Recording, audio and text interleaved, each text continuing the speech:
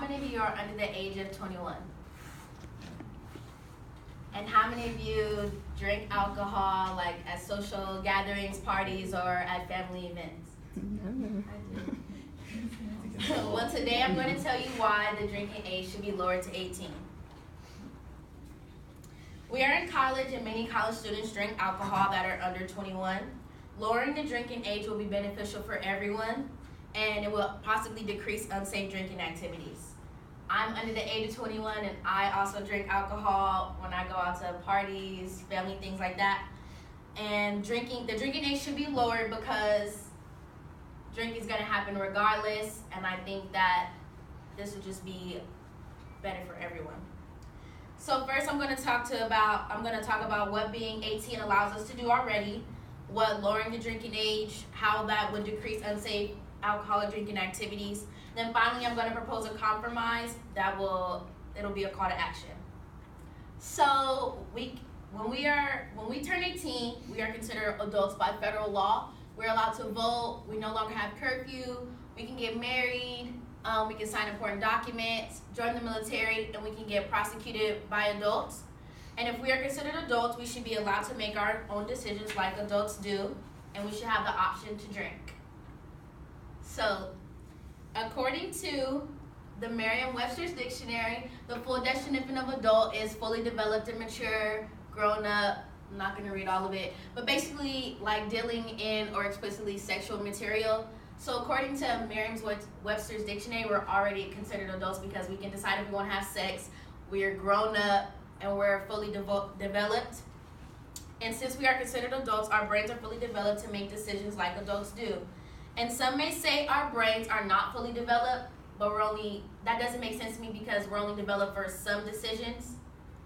So when you join the military, you are putting your life at a certain risk, but that's your own choice because you're an adult and you decided to put your life at that risk. You decided to, when you commit a crime like murder, you decided to commit that crime. That's why you're prosecuted as an adult.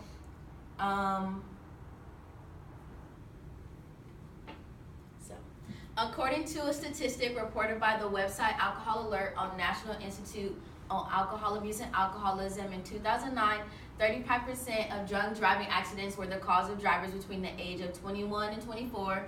32% were between the ages of 25 and 34, and 26%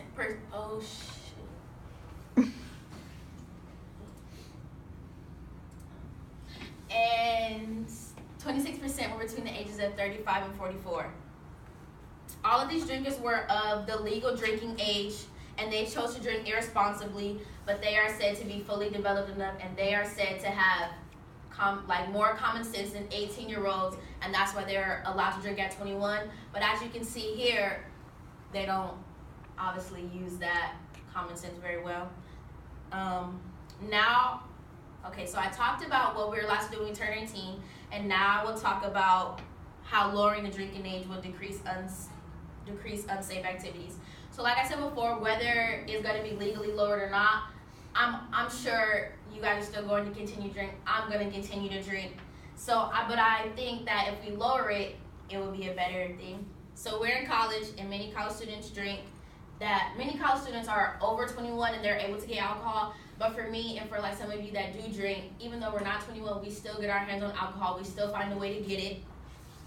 And we usually do a lot of the drinking at frat parties, warehouse parties, and it's very unsafe because anything can happen. Anybody can put anything in your drink because you're not able to buy it yourself, so you don't know what's going to be put in your drink. You don't know who's giving it to you. So you can get drugged up and get raped or die.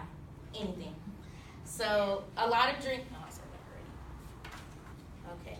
And according to the same thing, the National Institute on Alcohol and Abuse and Alcoholism in 2008, over 80% of college students participate in drinking alcohol, which also means that majority of us do it. But if it was lowered, I feel like that, the alcohol poisoning, we would, a lot of us wouldn't get it if it was lowered. So I talked about how it would decrease unsafe drinking activities. And finally, I'm going to talk about what can be done as a compromise. I believe that there's a compromise that can be put into place. So just like we receive just like the same process that we go to in order to receive our driver's license, it can be the same thing for drinking. So when we receive our license, like if I was 17, it's a provisional license, so we have different regulations, guidelines, and rules as if we were 18 when it's no longer provisional.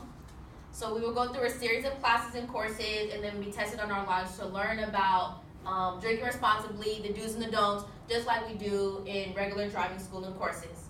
And our provisional license will allow us to drink in supervised areas like bars, clubs, restaurants, things like that.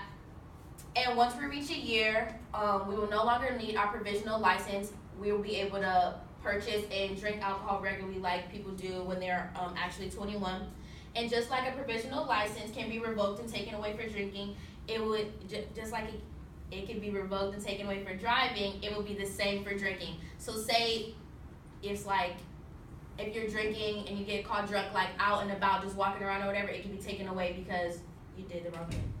And this will benefit everyone. Like I said, it will decrease alcohol poisoning amongst underage people who are still drinking. It will decrease a lot of the unsafe activities that are going on when we do drink. And to get this done, we can first start a petition. We can go to change.org and get as many signatures as possible. We can possibly send that to the governor. And Ruth C. Ings, professor of Indiana University, conducted research of 20 years researching the behavior of drinking of 21 years and younger, and said their brains are more than capable to make the choice whether they want to decide to drink or not. So I talked about what we're allowed to do when we're 18. I also talked about how it will decrease unsafe drinking activities. Then I talked about a compromise. And now my speech is coming to a close.